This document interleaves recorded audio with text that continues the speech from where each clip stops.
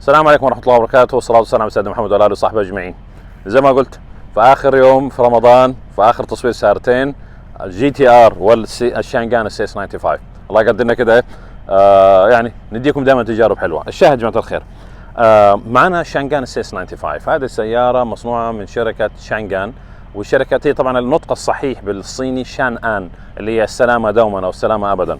فشان ان عند شركة عمرها 135 سنة، وزي ما شرحت لك من فيديوهات قبل كده حقت التجارب حقت السي اس 95 وايدو، وفي الصيف كان لنا اكثر من مقابلة جميلة مع السيارة هذه، خصوصا انهم ما شاء الله لفوا من السعودية بالكامل تقريبا في عز الصيف وبالرمل وكل شيء للكويت والبحرين اذا ما انا غلطان والامارات. فكانت لفه في عز الصيف وكانت السياره قد التحدي.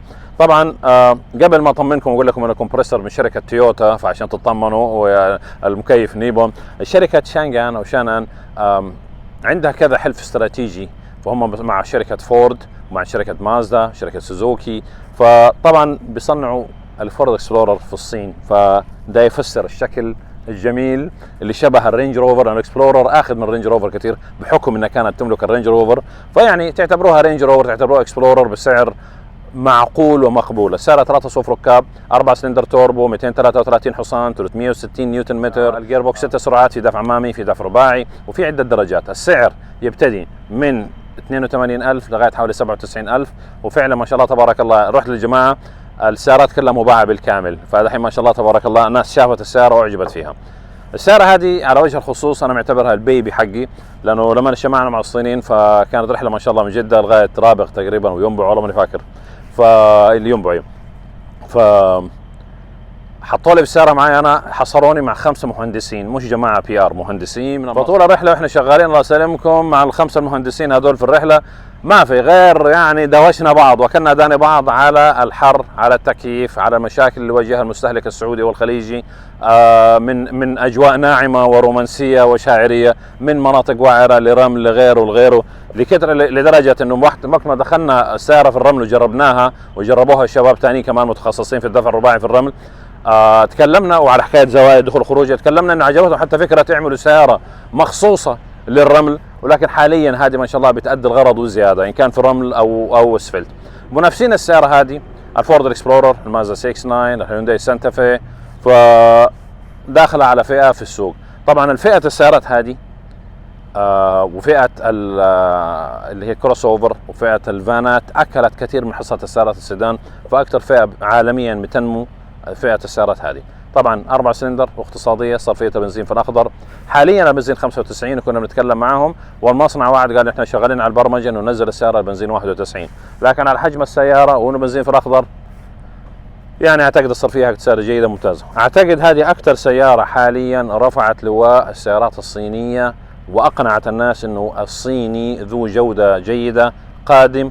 والوكيل ما شاء الله شركة المجدوعي كمان واحد من أقوى الوكلاء، واسمهم ما شاء الله ممتاز في المنطقة الشرقية، والآن مع شانغان في المملكة بالكامل. أنا شخصيا أملك الأختها الأصغر منها، سنة زمان ما شاء الله السيارة ما خرب عندي غير حاجة واحدة إذا حبينا نسميه خراب، الشاشة فيها الساعة تسرع شوية، فمرة ظبطها، ثاني مرة ظبطها، ثالث مرة ظبطها، غيروا لي على الضمان. فهذا بس إنه كانت يا دوب التوقيت في الساعة، أما غير كده إنه شهادة الله ما شاء الله كل 10,000 كيلو أبعت الصيانة وانتهينا. خلوكم معنا اليوم لانه انا منتظر كمان الفئه الفول اوبشن من السياره هذه، فهي زي ما قلت عده درجات. خلوكم معنا. مقاس الكفرات 245 على 55 19.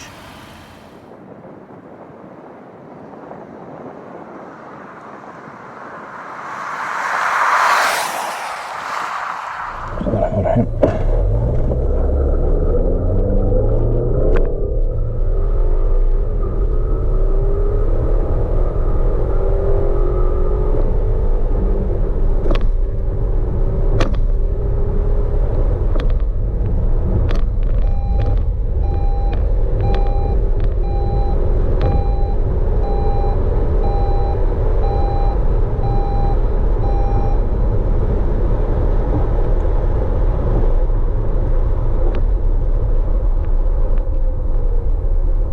حجم السيارة فراملها لا بأس فيها أبدا. واحدة من الأشياء الجميلة في السيارة هنا طبعا غير مساحة الجلوس الخلفية، غير الصف الثالث ركاب، جاي من المصنع الشبابيك الخلفية مضللة أكثر شوية، طبعا غير الأرباقات كاملة.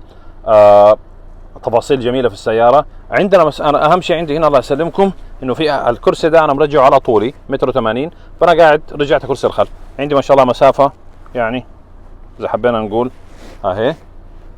وعندنا السقف كمان، للسقف هنا في عندي تقريبا هذه المسافه اهي. غير طبعا لو بدي اسحب للتندة لفتحه السقف البانوراما اهي، يعني هنقعد نشبر ونمتر ونقيس لك وين. فالشاهد عندك وسع ان كان لقدام للجوانب للاسفل، وسع اكتاف وسع ارجل ما شاء الله كافي ووافي بزياده، غير الصف الثالث اللي عندنا موجود في الخلف. فهذا اللي عاجبني كمان الكراسي كلها مخرمه فلظهر الراكب، فهذا شيء جدا ممتاز. عمليه التبريد حق الكراسي غير المكيف ما شاء الله من شركه نيبون تويوتا في الصين، فما شاء الله مكيف فريزر. طبعا زي ما احنا شايفين هنا ما شاء الله المجدوعي شانغان 4 ويل درايف الدفع الرباعي، وهنا سي اس 95 الموديل 360 مش حصان، هذه العزم 360 نيوتن متر، وتي اللي هي توربو. الشنطه عندنا في كاميرا خلفيه هنا، وبضغط الزر تتفتح كهرباء في الطريق. وعندنا زر تكفير الشنطه اهو. كرسي الاطفال بيتم تعديل الظهر من هنا اهو، مسند الراس يطلع وينزل. الكرسي الامامي طبعا بنعدنا مسافه كمان شويه للجلوس، بنديهم فرصه كويسه.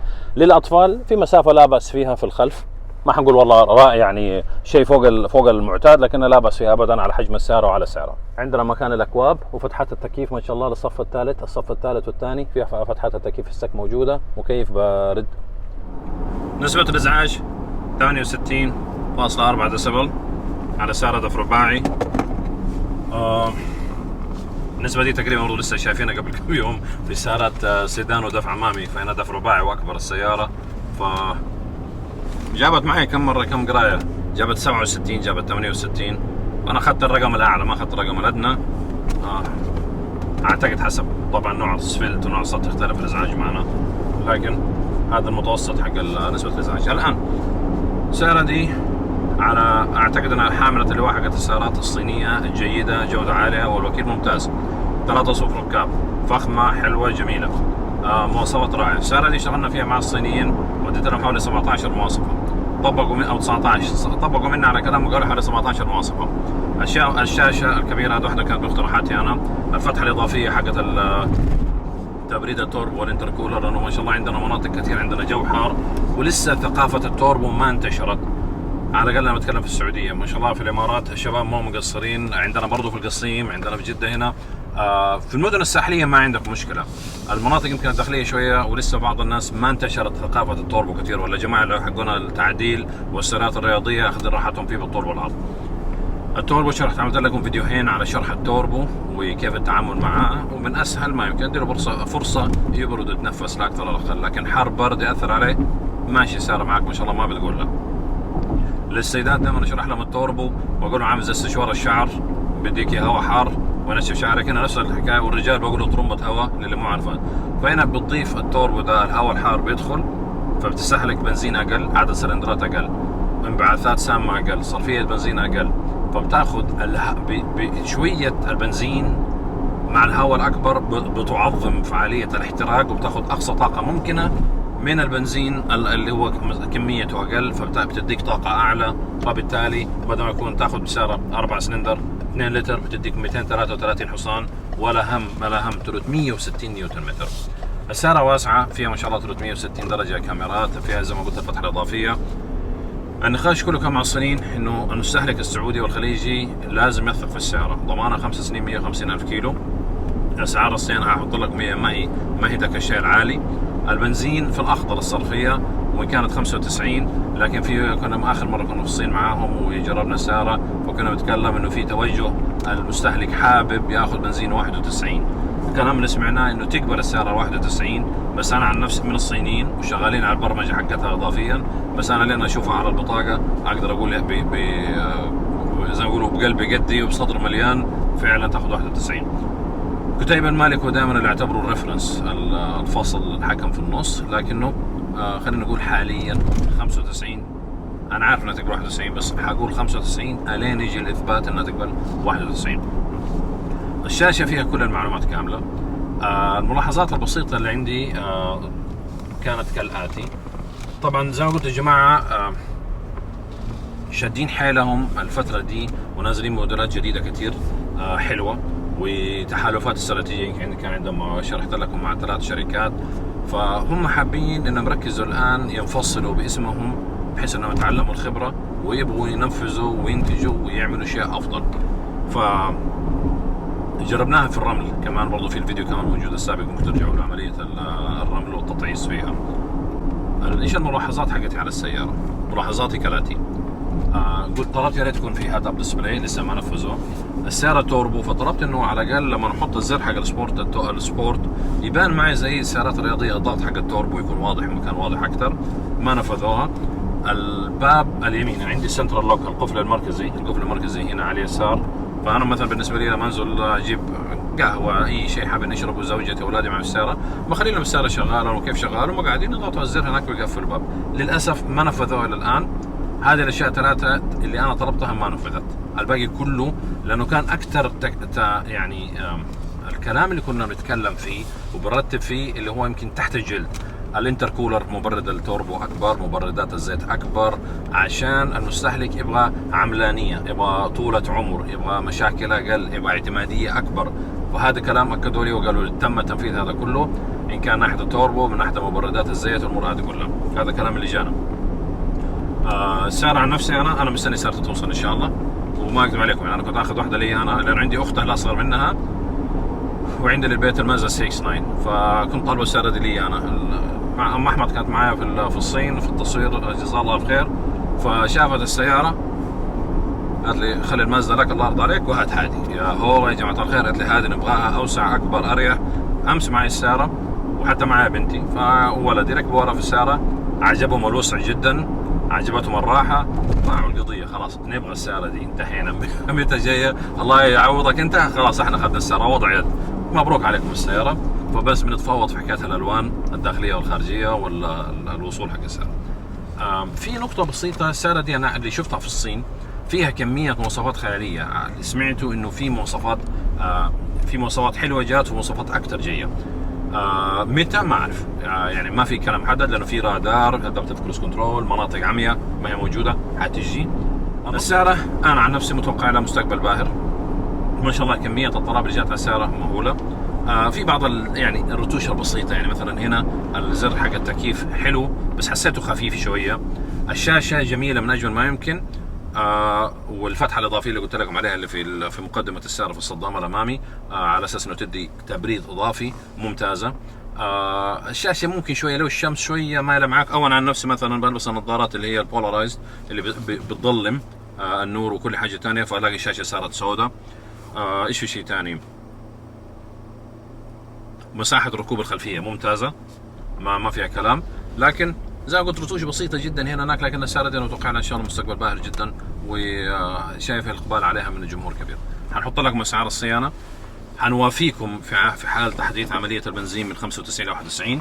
هي واحده من الاشياء اللي طلبتها كمان، انه يكون في عندنا شاحن وايرلس للجوال لما نحطه هنا في الاسفل، يكون في شحن وايرلس، بس للاسف الى الان ما تنفذ. لكن خلينا نقول الجماعه وعدونا خيرا، قالوا احنا مبتدئين في السياره دي، واول ما ابتدينا فيها هذا الموضوع بشكل جدي جينا في مناطق صحراويه، في مناطق حاره عندكم في الخليج، وجربنا السياره واختبرناها. وعشان كده قلت انا افتخر السياره دي معتبرها البيبي حقي، لانه كميه المواصفات اللي اديت لهم كتبوها كامله ورجعوا لي بتقرير عن طريقه وعن طريق الوكيل. وفي اخر مره كنا في الصين قعدوا معايا سوينا فاضل لنا اشياء فلانيه باذن الله في المستقبل حتتم، لكن انجاز جبار. في فتحات تبريد على الكبوت ديكور، كنت اتمنى انها تكون فعليه، ما طبقوها، لكن اخذوا الراي الثاني مني، لانه قلت لهم يا ريت تفتحوا هذه او تفتحوا الفتحه الاماميه في الصدام الامامي عشان يدخل هواء اضافي. ففعلا فتحوا الفتحه الصدام اللي هي في الصدام الامامي عشان تدخل هواء اضافي اللي هي موجوده في النص تحت شبكه راديتر، يعني مع المبردات الاضافيه. ختاما شكرا لكم، متابعتكم كريمه، واتمنى قدرنا نديكم تقرير سريع ظريف على السياره. اعذرونا السياره الوقت ضيق، اخر يوم في رمضان والسيارة عليها سير طويل، في الناس اللي حابة تجرب السيارة ماني حابب اعطل الناس، فبالتالي ما قدرت اخذ السيارة للرمل والصحراء اني اجربها ثاني مرة، لكن ان شاء الله لنا مواعيد ثانية وتجارب ثانية كثير مفصلة اكثر واكثر. شكرا لكم، ونشوفكم على خير، وكل عام وانتم بخير وعافية يا رب. شكرا.